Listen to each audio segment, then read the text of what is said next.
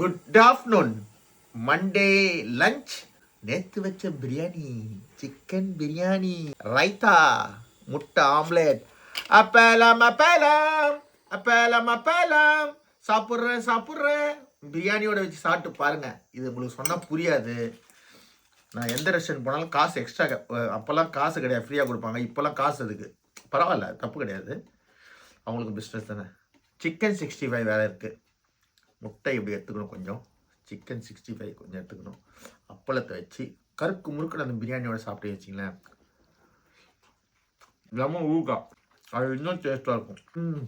அதாவது நேற்று வச்ச மீன் குழம்புன்னுவாங்க, அதெல்லாம் எனக்கு தெரியாது.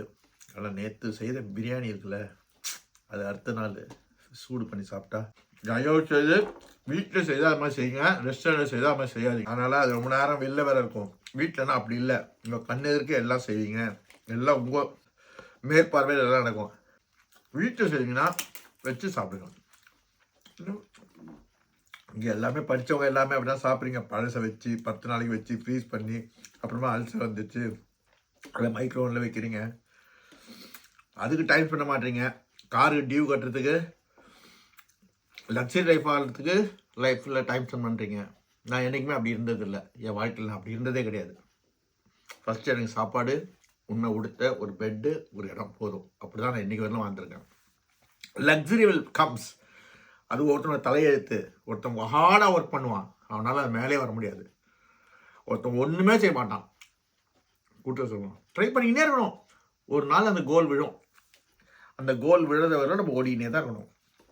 ஆனால் ஏமாற்றக்கூடாது. அது என் தொழிலை விட்டு நான் நிறைய வரதுக்கு காரணமே வந்து இந்த உலகம் ரொம்ப ரொம்ப காம்படிஷனை விட கொடூரமானது.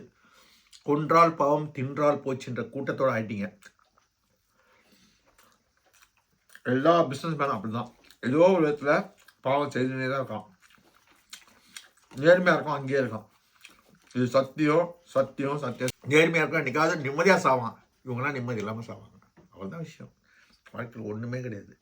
சூப்பர் பிரியாணி, நல்லா சாப்பிடுங்க, ஹாப்பியாக இருங்க, சந்தோஷமாக இருங்க. நான் வர பெரிய ஃபிலாசபர் மாதிரி பேச ஆரம்பிச்சிட்டேன், ஏன்னு தெரில. இந்த கேமரா ஆன் பண்ணாலே இது வந்துடுது, அதெல்லாம் மறந்துட்டு ஜாலியாக இருக்கும் போகிறீங்களா. விட்டு ஒரு நாளைக்கு ஒரு வாட்டி சொன்னாவோ, 2 நாளைக்கு ஒரு வாட்டி சொன்னாவே போதும். இந்த பிறந்த பலன் அடையணும்ல. யாராவது என்னோட எக்ஸ்பீரியன்ஸ் உங்களோட ஷேர் பண்ணிட்டு போகணும். தேங்க்யூ. God plus.